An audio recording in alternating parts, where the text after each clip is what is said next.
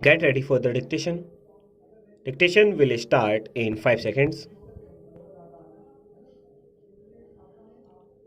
Start. Madam Chairman, I support the demands for grants of the Ministry of Agriculture. During the last 65 years, the country has made tremendous progress in the field of agriculture and irrigation. The first Prime Minister of our country, late Shri Jawaharlal Nehru, had given top priority to agriculture, and it was his endeavor to make the country self-reliant in the matter of food grains.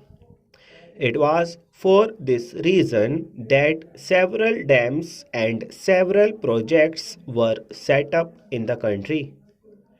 Due to the efforts of the Congress government, today our country is self-reliant in the matter of food grains. You are aware that the farmer is the backbone of the country, but he is neglected by both the state and the central governments regarding remunerative prices. It is true that the farmer has no association or trade union spirit, and the agricultural sector is an unorganized sector. The position of the farmer is very miserable, and it is true that the farmer is born in debt, lives in debt, and dies in debt. The government has withdrawn the subsidy on fertilizers and pesticides, and the government has also removed the control on their prices. The prices of fertilizers and pesticides have gone up abnormally, and the cost of labor and cultivation has also gone up abnormally. The price of groundnut has fallen down to rupees 700 from rupees 1200. The price of sunflower has fallen down to rupees 800 from rupees 1000, and the price of cotton has also fallen down to rupees 800 from rupees 1500. The farmers are finding it very difficult to dispose of their stocks even at the prevailing price, and the crop produced is lying for want of purchase at the remunerative price. Therefore, the farmers are very much agitated, and they held dharnas and hartals. The farmers have borrowed loan from banks and money lenders who are putting a lot of pressure on them farmers for the repayment of loans. I learned reliably that they are going to commit suicide in order to get over the difficulty when they are unable to bear the situation. I understand that the Agricultural Prices Commission fixes the prices, support prices for agricultural commodities. I think that the APC members have no knowledge of agriculture and agricultural commodities. The APC has fixed the food support price of groundnut at rupees 750 per quintal and of sunflower at rupees 800 per quintal.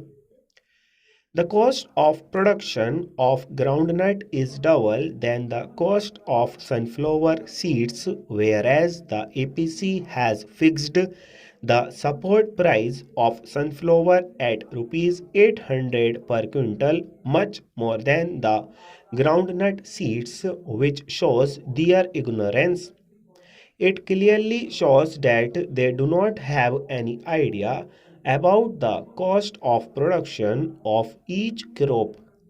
Government is collecting thousands of crores of rupees on the agricultural commodities towards central sales tax and state sales tax, whereas the contribution of the government towards the farmer is negligible compared to the services that are being rendered by the government towards the industrial sector, public undertakings, welfare schemes, etc. Unless the government takes proper measures to safeguard the interests of farmers, there is every possibility that production of agricultural commodities will steeply fall down, which will have an impact on the consumers price and government's economy in the near future. There is every need for the intervention of the government. The government should purchase sunflower, groundnut, and cotton through NAFED and NCDC. The remunerative price of rupees 1200 for groundnut, rupees 1000 for sunflower, and rupees 1500 for cotton should be announced. In this regard, I, along with some other members of parliament, meet Honorable Agriculture Minister and also the Prime Minister and explained the situation. I hope and trust the government will do justice to the farmers. Mr. Chairman, sir, I am grateful that you have given me opportunity to express my views on the budget, particularly relating to the Ministry of Agriculture. When the Honorable Minister of Finance presented the budget, he stated that farmers are the backbone of this country and that India is predominantly an agricultural country and the farmers have strengthened the economy, but grants for the development of agriculture are so meager that one feels anguished.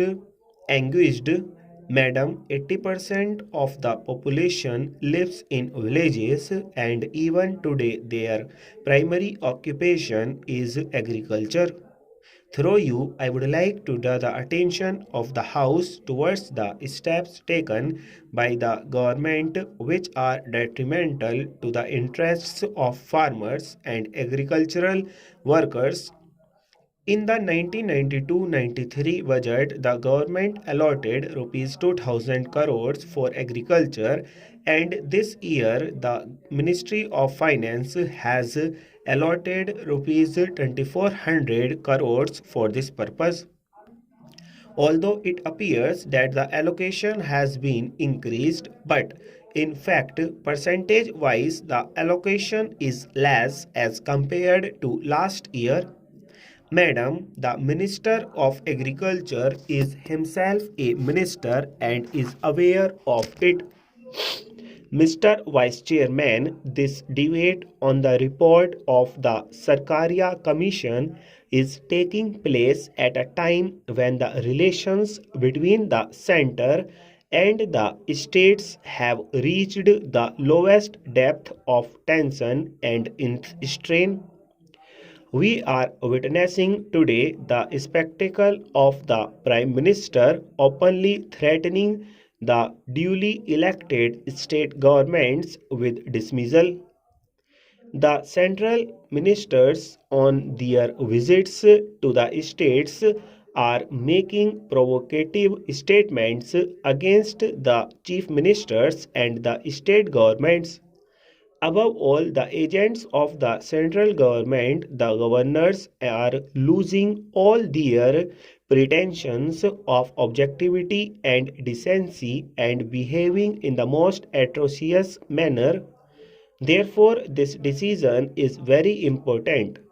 I do not know whether it will open the eyes of the ruling party or not, but still it will serve the purpose of telling the nation what is happening in regard to center-state relations. Full stop.